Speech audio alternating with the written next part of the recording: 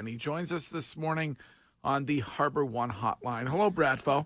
Hey, listen, I don't care what Wiggy does on Thanksgiving. All I want is this, Wiggy. Please promise this. You got it. When you break down your practices, you put the hands in the middle. Yep. 3, 2, 1, McFarland. All right? Can you do that for me? You know I got you. All right. Are you ready? All right, McFarland on 3. 1, 2, 3. Come on, man, McFarland. Listen, Bradford, I know you have to consider the opponent, but pretty good weekend here for the Red Sox.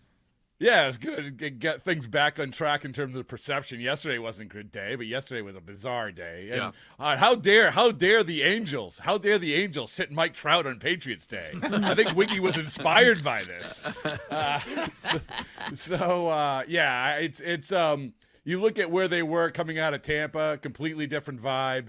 Back to actually feeling like, okay, some of this might be able to work. And as I said yesterday, you're figuring things out, and it's never easy to figure things out on the fly when you play against really good teams like the Rays. Fortunately, they played a not-so-good team in the Angels.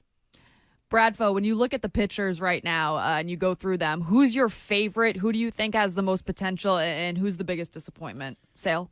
Sale right now has to be the biggest disappointment. I don't even really factor in Bayo yesterday because it was one start. We'll see what happens. Sale's the biggest disappointment so far because I thought he out of spring training he would be really, really good.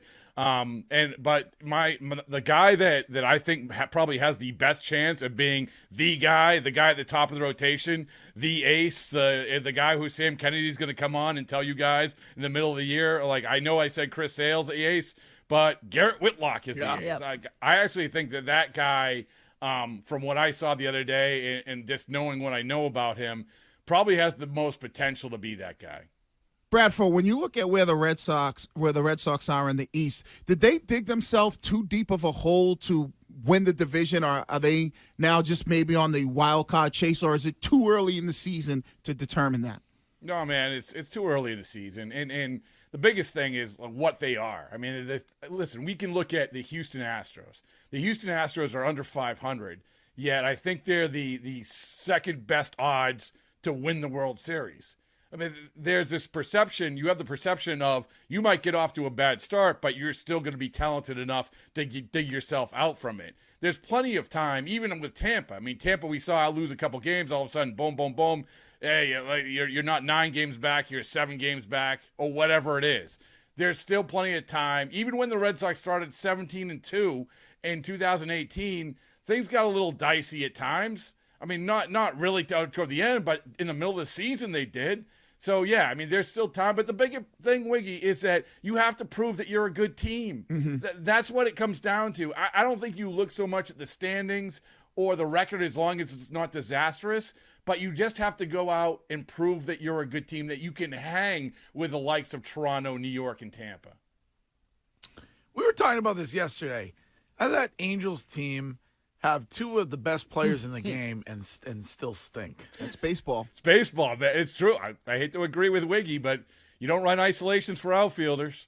You know, you don't. And you just this is why everyone's screaming and yelling about signing Ohtani to $600 million contract. Sure, yeah, for business, super. Absolutely. Great. You know, great deal for New Balance, great deal for whatever team gets him business-wise. But unless you have the other players around you, then why bother? Like, that's what we're learning from the Angels. This is just how baseball is. Anytime one of these teams signs one of these big deals, you better make sure you have a good farm system of all these guys on minimum contracts coming up to supplement your roster. That's a reality. And right now, for the Red Sox, you don't have that. You want to allocate 30% of your payroll to one guy as good as he is when you don't have the other pieces? That's not how this works. So, do you think Ohtani finishes the season there? I don't think he should. No, I don't think he should. No, I mean, if the Angels have made plenty of bad decisions, and they might make another bad decision if they're out of it and they say, oh, we're going to hang on to him because we believe that we're going to sign him and we want to pay off the fan base. But at the same time, you've already shown what you are with Ohtani, Los Angeles Angels. And so if you really are serious about establishing yourself as a legitimate roster in a good division, then you probably trade him for the biggest haul of all time. And I know that people don't want to hear that, and if there are fans in Los Angeles who aren't Dodgers fans, but if they don't want to hear that, but at this point, with that team that you guys saw rolled out this weekend, like, you have to trade him, don't you? Do you think Ohtani being on a team that bad, it hurts him? I mean, I don't think it hurts his value. His value is established because he's been on bad teams for a few years now. And also, here's the thing. You can make the case for Ohtani that he's shown how valuable he is more than ever, because he's on this team, even with Trout, he's on this team that is losing, and yet they still have people come out. They still have – did you guys see the bus outside Fenway Park, the people waiting for Ohtani? I mean, that's what we're talking about, guys. That's what we're talking about, whether it's in Los Angeles, whether it's in Boston, whatever it is. This is why this guy is going to be a $600 million player, because of that. Mike Trout isn't getting that, and he's one of the best players on the planet.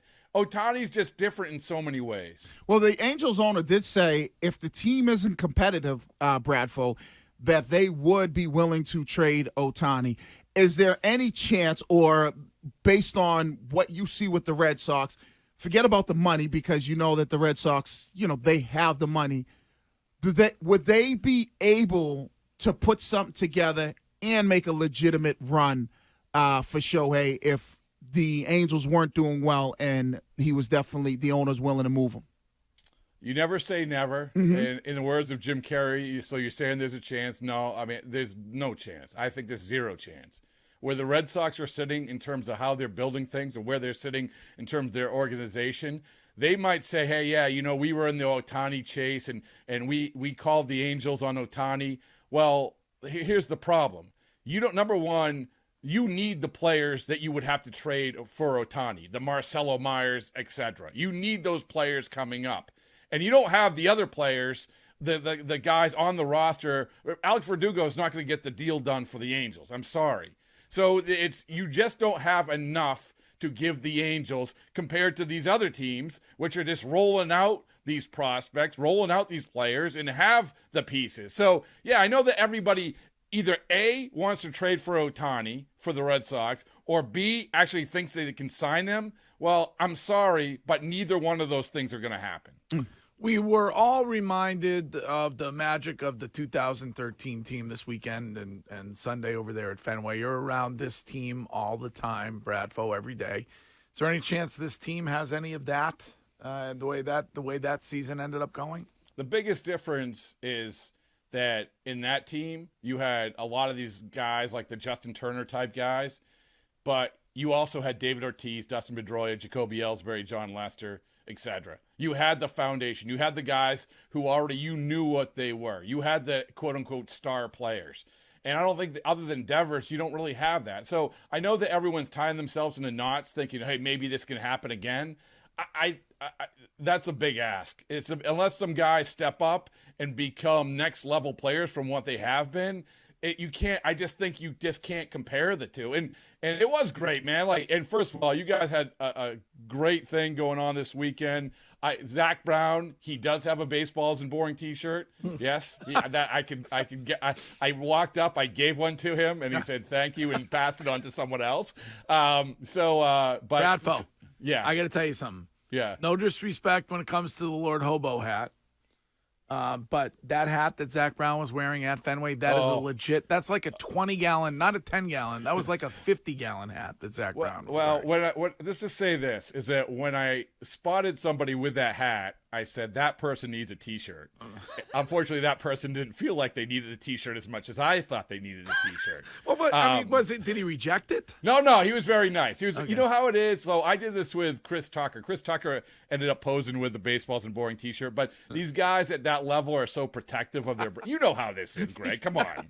You're very protective of your brand. You gave him the shirt, and then you wanted the photo with the shirt. And of course. That was a no-go. I should have dropped your name. I don't think it would have made much. That was the big miss. It's so interesting to me how those guys are. Because you think, if you were Zach, I think to myself, if I'm Zach Brown, the 2013 guys, they all wanted to, and I thought it would be amazing if they came out all on stage with Zach Brown the other night. Right at that event, Boston Strong. They were a huge part of the recovery of the city when it came to the marathon bombings. Zach Brown was like, no thanks, not interested. Oh, really? Which is a bummer. And also, but then again, it's like he's thinking to himself, I'm Zach Brown. I really don't want these 2013 guys. Everything is so protective, man. Like, and I think I would imagine that falls in line with what we're talking about. And, like I've had, like I said, Chris Tucker, Anthony Mackie, all these people take photos with the baseball, the boring stuff. But he's super protective of it. He's like, I got to run it through my PR people. I'm like, okay, I don't know what the problem is. Baseball isn't boring. Like, Kenny Chesney will bring out, Patriots players at Gillette, and he's people. Kenny Chesney. That's like now you're getting too big for your britches. I mean, come on, just do it. It's like a cool thing, like you said. If you understand the Red Sox, so even with Bradford with the shirt, it's like. No big deal. It's a podcast I have. Can you show me some love? Yeah, maybe it was a time thing. It's not like the shirt says anything. It definitely was not a time thing. There was a lot of standing around. Yeah. What was his exact response? I got to run it through my people. I got to run everything through my PR. I had this sort of same reaction when I met up with Chris Tucker. Not name drop, but he had these people have the same sort of reaction. I understand how protective they are, but Tucker did it. And his was, you could tell he kind of wanted to, but it was so ingrained in him along the lines of what you're talking about, Greg, is that everything has to be vetted. Everything has to be scripted. Yeah. And in that 2013 celebration, holy mackerel, nothing should be scripted. Those guys, that was the ultimate unscripted crew, right? And plus the fact is that he looks like one of them. Yeah. Like, let's go. The sneaker game, Wiggy, you love the sneaker game. It was on point on Sunday with some of those guys. Who had the marathon, the blue and yellow marathon? Victorino. Those things. Did you see those? No, we had blue and yellow Jordan 1s. Yeah, marathon.